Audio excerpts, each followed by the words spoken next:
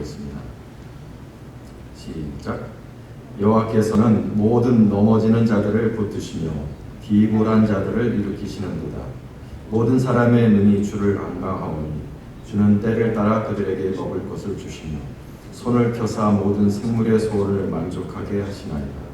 여호와께서는 그 모든 행위에 의로우시며 그 모든 일에 은혜로우시도다. 여호와께서는 자기에게 간구하는 모든 자, 진실하게 간구하는 모든 자에게 가까이 하시는도다. 저는 자기를 경외하는 자들의 소원을 이루시며 또 그들의 부르짖음을 들으사 구원하시리로다. 여호와께서 자기를 사랑하는 자들은 다 보호하시고 악인들은 다 멸하시리로다. 내 입이 여호와의 영예를 말하며 모든 육체가 그의 거룩하신 이름을 영원히 송축할지로다. 아멘. 오늘 우리 하나님을 어떤 하나님이라고 이 시편이 고백하냐면 모든 넘어지는 자들을 붙드시고 비굴한 자들을 일으키시는 하나님이라고 하였습니다. 넘어지는 자는 히브리 원어로 나팔이라고 합니다. 나팔. 영어로는 아주 쉬운 단어입니다. fall, 넘어지다. 근데 이것이 성경에서 굉장히 많이 쓰이는 단어인데 거의 수백 번에 걸쳐서 나오는 단어인데 의미가 좀 다양해요. 그러나 크게 한번 잡아보면 첫째로는 힘이 없어서 넘어지는 사람, 말 그대로 힘이 없어서 몸에 힘이 빠져서 넘어지는 사람을 뜻하기도 하고 능력이 없어서 무기력해서 쓰러지는 사람, 인생의 짐에 눌려서 쓰러지는 사람을 의미하기도 하고 어떨 때는 죄로 말미암아 자기 죄로 말미암아 넘어지는 사람을 의미하기도 합니다. 타락한 사람들이죠. 타락해서 넘어진 사람을 의미할 때도 있고 그래서 결국은 사람들에게 버려진 사람이라는 뜻도 가지고 있습니다. 버려진 사람, abandoned, deserted, 그러니까 버려지고 잊혀지고 그런 사람을 의미하는데 종합해 보면은 이렇게 인생길을 살다가 힘이 없어서 힘을 잃고 쓰러지거나 아니면 죄로 말미암아 쓰러지거나 그렇게 해서 넘어진 사람들, 그래서 결국 사람들에게 버려지고 잊혀진 그런 사람들을 나팔, 넘어진 사람이라고 볼 수 있습니다. 하나님께서는 그런 넘어진 자들을 다시 붙들어 주신다는 것입니다. 사람들은 버리고 사람들은 잊어버렸지만 하나님은 잊지 않으시고 하나님은 다시 붙들어 일으켜 주신다는 것입니다. 하나님은 또한 비굴한 자를 다시 일으켜 주신다고 했습니다. 비굴한 자를 다시 일으켜 주신다. 이 비굴한 자라는 말은 구약 성경에서 딱 5번 나오는데요. 원어로는 카파프라고 합니다. 카파프. 그 원어 문자적인 뜻은 뭐냐면 비굴한 자라는 말의 카파프라는 말의 문자적인 뜻은 뭐냐면 몸을 이렇게 굽힌다. bow down 이라는 뜻입니다. 몸을 굽힌다라는 뜻이에요. 한국말에 아주 딱 맞는 단어가 있습니다. 이 영어로는 그 의미가 제대로 안 나오는 단어가 없는데 한국말에는 딱 적합한 단어가 하나 있어요. 굽신이라는 말이 있습니다. 굽신. 그러니까 비굴한 자는 어떤 사람이냐면요, 굽신거리며 살아야 하는 사람이에요. 몸을 굽혀야만 살 수 있는 그런 처지에 있는 사람이죠. 이것이 성경에 몇 번 나오는데 시편 57편 6절에 보면 그들이 내 걸음을 막으려고 그물을 준비하였으니 내 영혼이 억울하도다 라는 말이 있는데 내 영혼이 억울하도다 라는 말이 카파프예요. 내 걸음을 막으려고 그물을 준비하였으니 내 영혼이 카파, 억울하도다. 내 영혼이 비굴해졌도다. 이렇게 풀 수 있습니다. 그래서 이런 비굴함이라는 단어는 억울하다는 말과 연관이 된다는 것을 우리가 알 수 있습니다. 그래서 비굴하다는 것은 하고 싶지는 않아요. 내가 하고 싶지는 않아요. 하지만 억울하지만 내가 먹고 살기 위해 굽신대면서 살아야 하는 그런 처지. 그것이 바로 비굴함입니다. 비굴함. 왜 그런 말 하잖아요. 먹고 살려면 어쩔 수 없잖아. 치사하지만 해야지 뭐 어떡하겠어. 여러분 누가 비굴하게 살고 싶겠습니까? 비굴하게 살고 싶은 사람은 한 사람도 없지만 우리가 어쩔 수 없을 때가 있어요. 비굴하게 살아야 될 때가 있어요. 남의 비위를 맞추고 남의 수발을 들고 남의 종살이를 하고 남의 업신여김을 받으면서 그렇게 밑바닥에서 살아야 하는 때도 있지. 개역성경 107편, 10편 107편 39절은 사람이 언제 비굴하게 되는지를 말해주고 있습니다.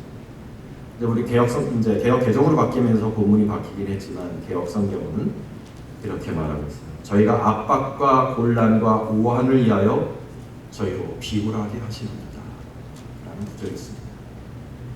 우리가 압박을 당할 때, 오한과 곤란함을 당하게 될 때 사람이 비굴해진다는 거예요. 여러분, 우리가 젊었을 때 어릴 적에는 누구나 꿈을 꿉니다. 당당하게 살아갈 꿈을 꾸죠. 당당하게 멋지게. 누구의 종이 아니라 당당한 자유인으로 멋지게 위에서 살고 싶고 그렇게 살 수 있을 거라고 다들 생각을 했습니다. 그러나 인생이 진행되면서 우리 인생이 그렇게 되든가요? 그렇게 되지는 않습니다. 삶이 언제나 원하는 대로 진행되지는 않아요. 인생의 재난과 우한을 만나 우리는 비굴하게라도 살아야 하는 처지가 될 때가 있습니다.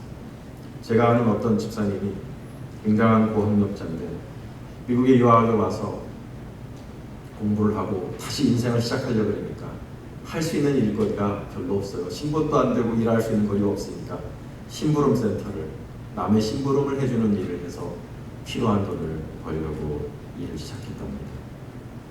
어떤 아줌마가 옷을 사달라고 해서 옷을 사서 보내줬는데 열어보니까 빨간 팬티랍니다. 보내줬는데 사이즈가 안 맞는다고 그렇게 구박을 하더래요.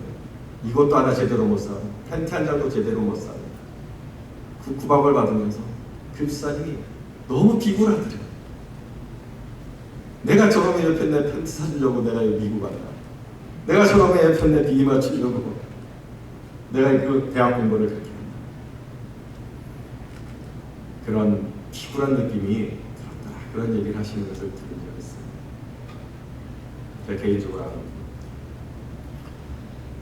여러분은 삶의 순간에 그런 느낌이 드신 적 없어요? 비굴하다는 느낌. 내가 이렇게 살아야 된다. 내가 이렇게 살려고 부모님 나를 이렇게 귀하게 키우셨나? 내가 겨우 이렇게 살려고 부모님 고열 뽑아서 대학 공부를 했나? 그런 적이 몇 번 있으실 거예요. 또는 지금도 아마 그런 느낌을 가지고 사는 분들이 이 말씀을 듣는 분들 중에 계실 수도 있을 것입니다.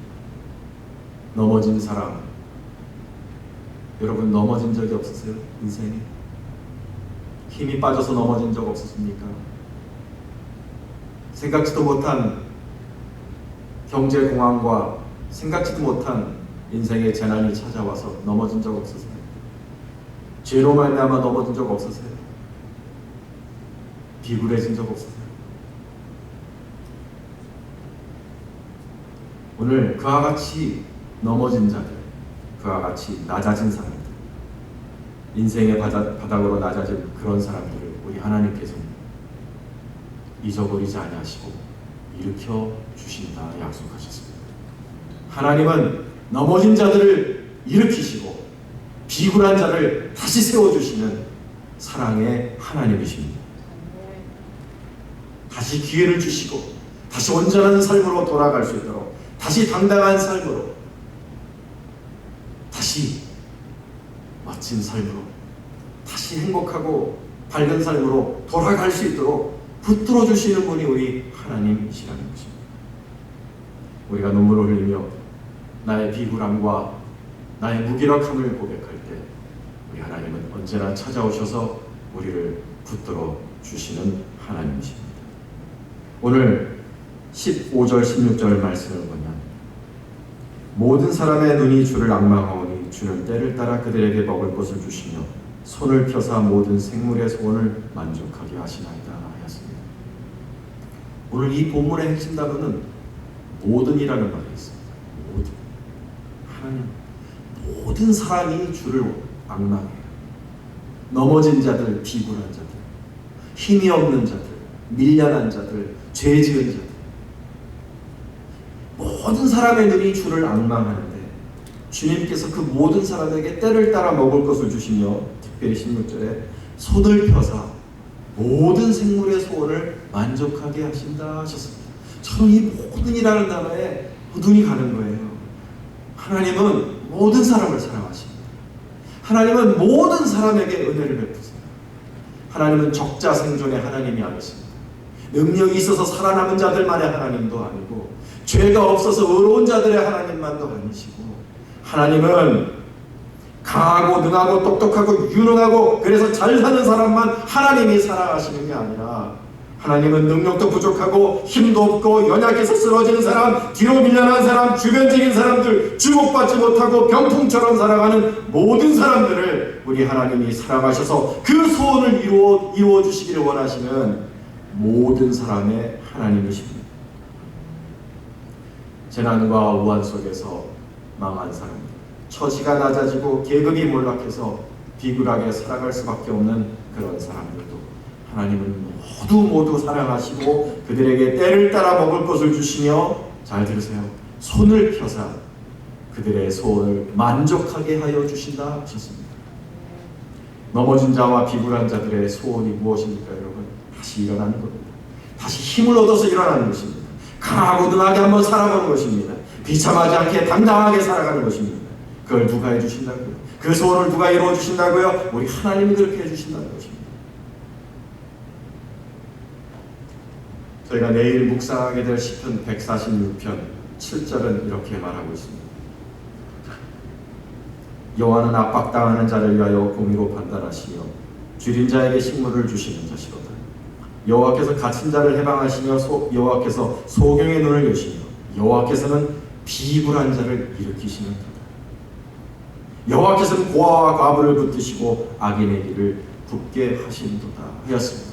하나님은 비굴한 자를 일으키시는 분이시라 연속적으로 이 시편이 말씀해주고 계세요.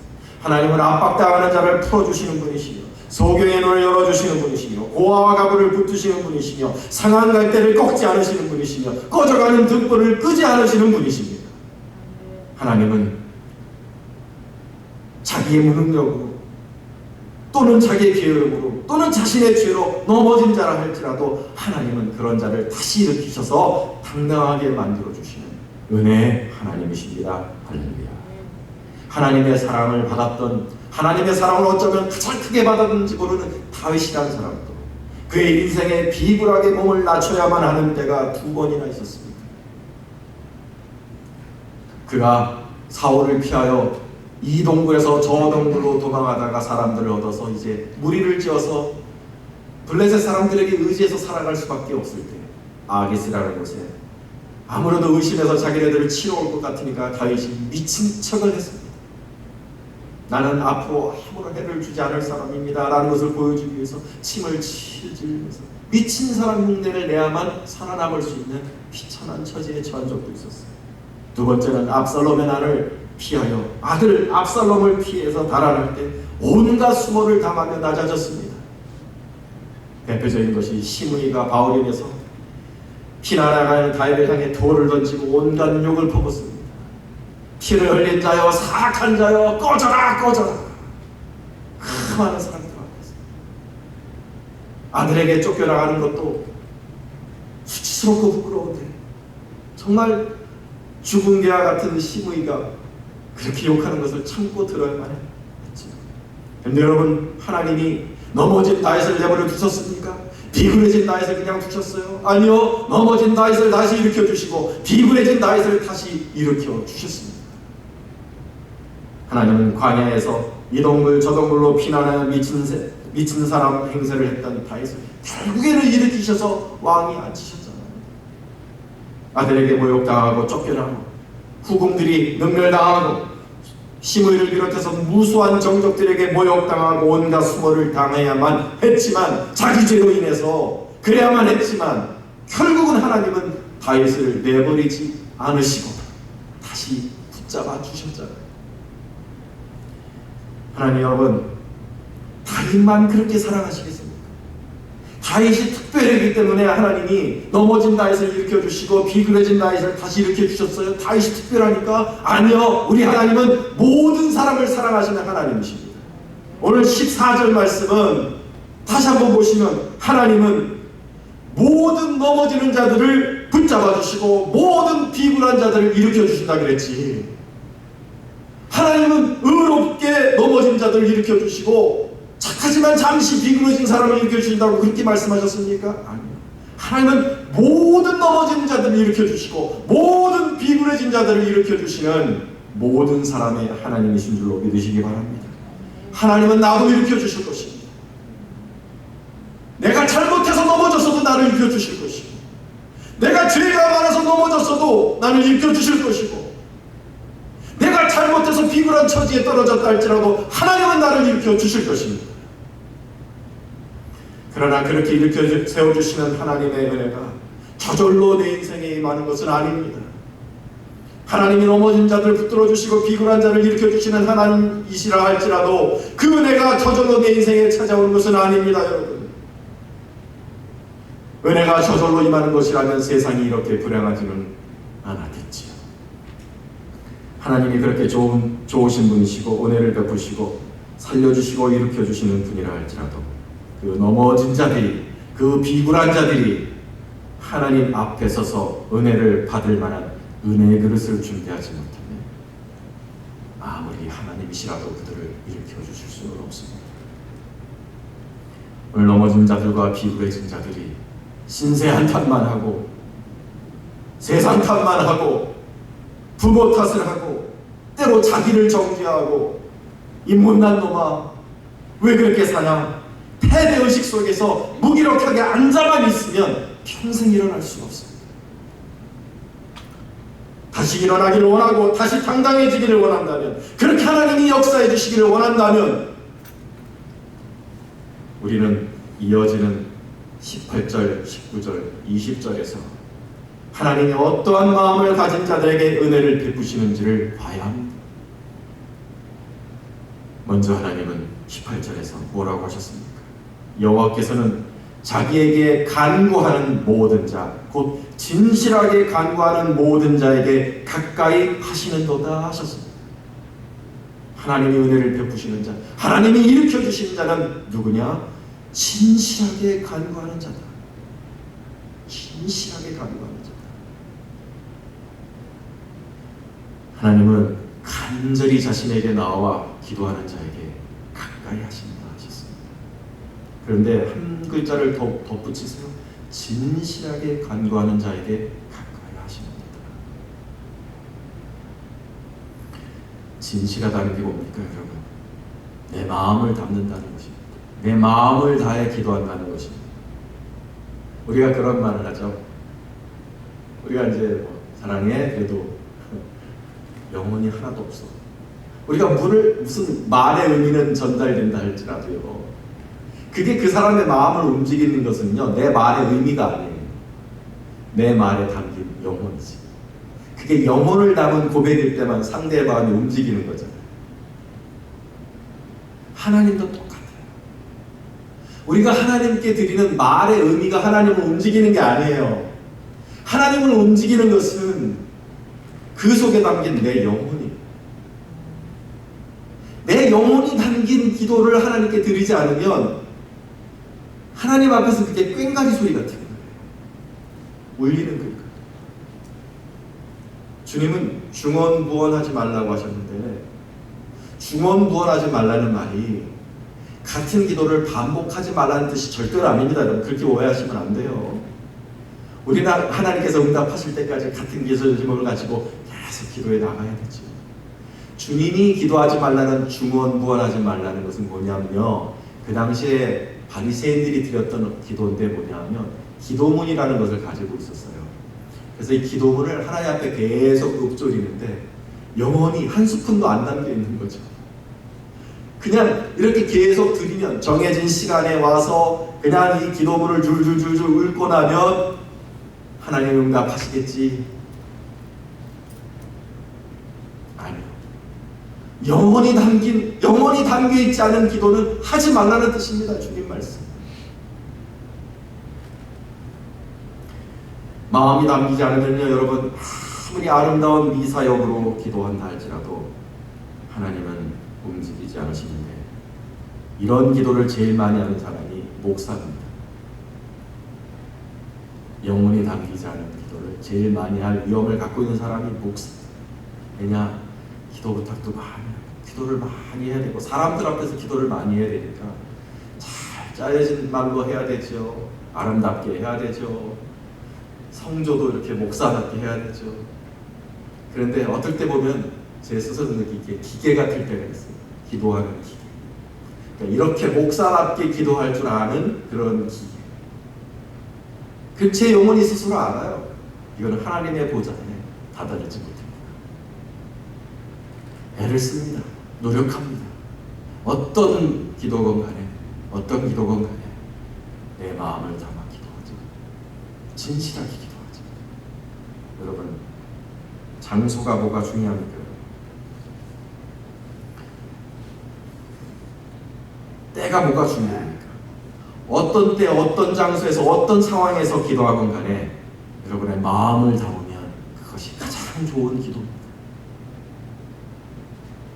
기도하다 보면 처음 믿으신 분들, 주님께로 돌아온 지 얼마 안 되신 분들이 자주 하시는 말이 있어요. 목사님은 기도할 줄 몰라요. 아유, 저 기도 못해요. 근데요, 그 기도 못하는 사람이, 기도할 줄 모르는 사람이 기도를 해야 되겠다 하고서 기도 입술을 여는 때가 언제인지 아십니까? 진짜 간절한 때예요. 그리고 그때 나오는 기도는 진짜 진실한 기도예요. 기도의 업구도 제대로 몰라서 그냥 떠듬떠듬한 말투로 이렇게 하나님 앞에 그렇게 기도하잖아요. 그게 하나님을 움직이는 거예요. 진심으로 기도하니까. 이 설교를 들으시는 여러분들, 특별히 기도를 내가 못한다고 생각하시는 여러분들, 내가 기도를 못할 수는 있어요. 근데 진심을 담을 수는 있어요. 누구라도. 진심을 담는 건 누구라도 할 수 있는 거예요. 아름다운 기도는 아무나 못하지만 진심을 담은 기도는 아무나 할 수 있어요. 왜 그렇게 의미 있고 소중함을 안 하십니까, 여러분?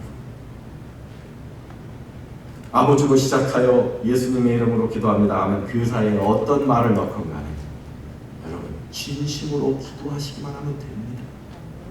하나님이 찾으시는 것은 진심의 기도고, 그렇게 우리가 나오기를 하나님이 기다리시며, 넘어진 자라도, 비굴한 삶을 살고 있는 자라도 진심으로 기도하면 하나님이 가까이 하신다 약속하셨습니다. 하나님의 가까이 하심을 경험하는 여러분 되시길 축원합니다. 두 번째로 19절은 뭐라고 말합니까? 그는 자기를 경외하는 자들의 소원을 이루시며 또 그들의 부르짖음을 들으사 구원하시리로다 하였습니다. 자기를 경외하는 자들의 소원을 들으신다고 했습니다. 그래서 그들이 부르짖을 때 응답하신다 하셨습니다. 그러므로 여러분, 일어나기를 원하세요? 넘어진 데서 다시 일어나기를 원하십니까? 비굴해진 데서 다시 당당하게 일어서길 원하십니까? 하나님의 은혜를 바라십니까? 하나님을 경외하는 사람들이 되십시오. 하나님을 경외하는 사람이 되세요. 하나님을 두려워하십시오. 하나님을 무서워하라는 얘기가 아닙니다. 하나님을 두려워한다는 것은 나를 바라보시는 하나님, 코람데오, 하나님의 불꽃 같은 눈동자를 의식하며 이 땅을 내려다보시며 내 삶을 바라보시는 하나님 앞에서 하나님의 사람답게 하나님의 뜻을 선택하는 my choice, 내 선택을 말하는 것입니다. 하나님의 뜻대로 선택하는 것이 하나님을 경외하는 것입니다. 하나님 무서운 줄 알고 도둑질하지 않는 겁니다. 아무도 안 봐도 나를 보고 계시는 하나님 때문에 훔치지 않는 거예요. 아무도 안 봐도, 사람이 아무도 보지 않아도 하나님의 눈 때문에 내가 성적으로 타락하지 않는 겁니다. 아무도 없어도 말이 새어나가겠어도 하나님을 의식하기 때문에 형제를 비방하지 않는 것입니다. 여러분, 하나님을 경외하는 마음으로 예배를 드리십시오. 하나님을 경외하는 마음으로 교회에 나오십시오. 하나님을 경외하는 마음으로 교회를 섬기시고 하나님을 경외하는 마음으로 나아가세요. 지난주에 성경 공부를 로마서 8장을 했는데 성령의 인도하심을 받는 자가 하나님의 아들이라는 구절이 제 마음속에 깊이 새겨졌습니다. 그런데 그 성령의 인도하심을 받는 게 평온한 게 아니라는 것을 깨달았어요. 제가 참 신앙생활을 하면서도 참 이런 것을 왜 못 깨달았는지 모르겠어요. 성령님의 인도하심을 받는다는 게 신비한 것도 아니고 그냥 평안한 게 아닌 거예요. 성령의 인도하심을 받는다는 것은 내 안에 영적인 전쟁이 일어난다는 거였습니다. 육신의 소욕과 성령의 소욕이 서로 싸워서 서로 원하는 것을 하지 못하도록 서로 씨름하는 중에 내가 선택하는 겁니다. 성령님이 원하시는 것을 내가 선택하는 거예요. 그게 성령님의 인도함을 받는 겁니다. 나의 선택의 순간순간 속에서 하나님이 원하시는 것, 성령님이 원하시는 것을 선택하며 나아가는 것. 내가 그렇게 하나님을 섬길 때 내가 하나님을 경외하는 사람이 되는 것이고, 이렇게 하나님을 경외하는 것은 내가 낮아져도 할 수 있잖아요. 내가 망해도 할 수 있는 거잖아요. 하나님을 경외하는 것은 내가 비굴한 삶을 살고 있어도 이렇게 하나님을 경외하는 건 할 수 있잖아요. 왜냐하면 내 영혼 속에서 일어나는 성령의 싸움에 성령의 손을 드러내는 것, 이것이 부자일 때만 할 수 있습니까? 모든 것이 형통할 때만 할 수 있습니까? 아니요. 병들어도 할 수 있고 가난해도 할 수 있고 낮은 자리에 살고 있어도 할 수 있는 것이 하나님을 경외하는 겁니다. 하나님을 경외하는 자에게는 소망이 있습니다. 하나님께서 그 소원을 들어주시고 붙잡아 일으켜 주실 줄로 믿습니다. 마지막으로 하나님이 어떤 자에게 은혜를 베푸십니까? 20절을 보십니다. 여호와께서 자기를 사랑하는 자들은 다 보호하시고 악인들은 다 멸하시리로다 하였습니다. 하나님은 자기를 사랑하는 자를 보호하시고 일으켜 세우십니다. 출애굽기 20장 6절은 나를 사랑하고 내 계명을 지키는 자에게는 천대까지 은혜를 베푸느니라 하셨습니다. 하나님은 우리를 사랑하시죠. 심지어는 내가 죄인 되었을 때부터 나를 사랑하셨어요. 내가 죄인 되었을 때 이미 나를 사랑하셨어요. 그래서 오늘 김정희 집사님 나오셔서 정말 마음을 울리시면서 기도하신 것처럼 하나님이 우리를 찾아오셔서 회개하게 하시고 알게 하시고 예수님을 믿게 하시는 사랑을 주셨습니다. 그런데요, 이 놀라운 사랑을 받은 우리들이요, 예수님을 믿고 난 다음에도 우리가 하나님을 사랑하면 하나님이 우리를 더욱 사랑하신다는 것을 믿으시기 바랍니다. 모든 사람을 사랑하시고 죄인들을 사랑하셔서 예수를 주셨지만 예수를 믿은 사람들이 하나님을 더 사랑하면 하나님은 우리를 더 사랑하시는 줄로 여러분 이 진리를 아셔야 될 것입니다. 잠언 8장 17절에 뭐라고 말합니까?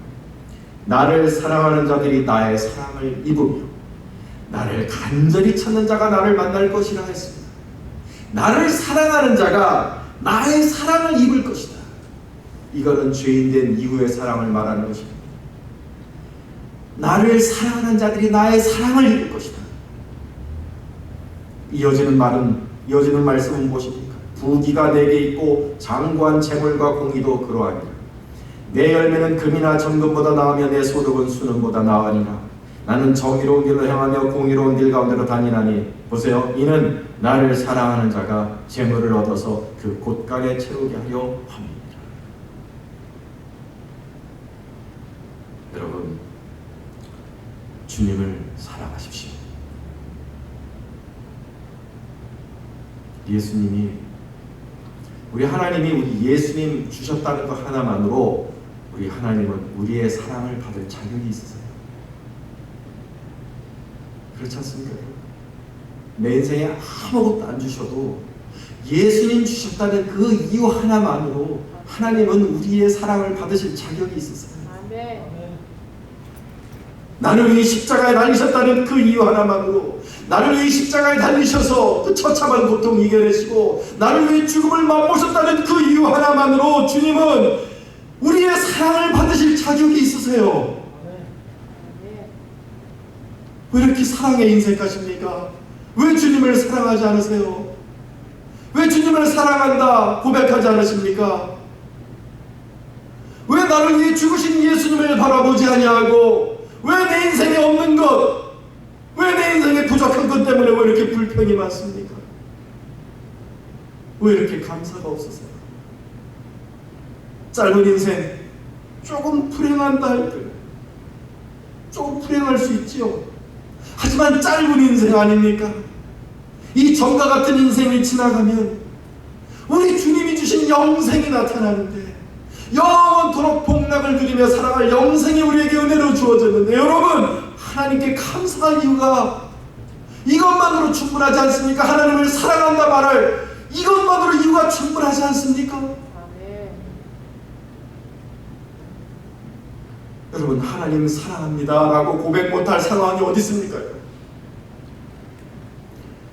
우리는 왜 그럴까요? 하나님, 사실은 생각해보면 하나님께 사랑한다 말하지 못할 상황이라는 게 없는데, 가난해도 무명해도 병들고 지쳤어도 하나님을 사랑하는 것은 할 수 있습니다. 언제나 하나님 사랑합니다 고백하는 것은 언제나 할 수 있어요. 하나님 사랑하는 마음을 누가 막을 수 있어요? 내가 하나님을 사랑한다는데 누가 막을 수 있겠어요? 내 병이 막을 수 있어요? 내 가난이 막을 수 있어요? 내 외로움이 막을 수 있어요? 하나님을 사랑하는 마음을 막을 수 있는 것은 세상에 없습니다. 다만 내가 사랑하지 않을 뿐이지. 주님 사랑해요. 나 아프고 온몸이 아파서 종합병원 같지만 이 낡은 장막이 사라지고 새로운 장막을 입을 것을 생각하니까 너무 좋아요. 주님 감사하고 사랑해요. 주님, 지금은 한순간 세상 사는 게 힘들고 한순간이 버겁고 힘들지만 영원히 쉴 수 있고 영원히 찬양하며 하나님 안에 안식할 수 있는 영원한 시간이 나에게 주어진 은혜 감사해요. 사랑해요. 주님, 내 인생 돌아보면 죄투성이고 정말 죄인의 괴수 같고 벌레 같을 때도 많지만 다 씻어주시고 십자가의 볼로 씻어주시고 거룩하다 하셔서 흰옷 입혀주셔서 천국 성 예루살렘 성에 들여주신다고 하니 고맙고 감사합니다. 주님 사랑해요. 여러분, 주님 사랑해요. 할 수 있어요. 언제나.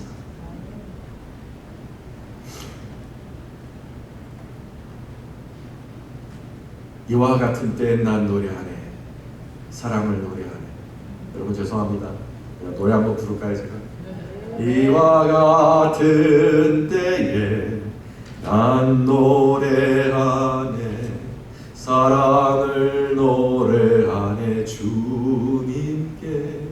이와 같은 때에 손 높이 드네. 손 높이 드네. 주님께.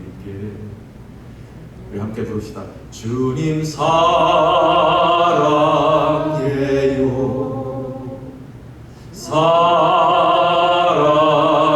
사랑해요. 사랑해요. 주님 사랑해요.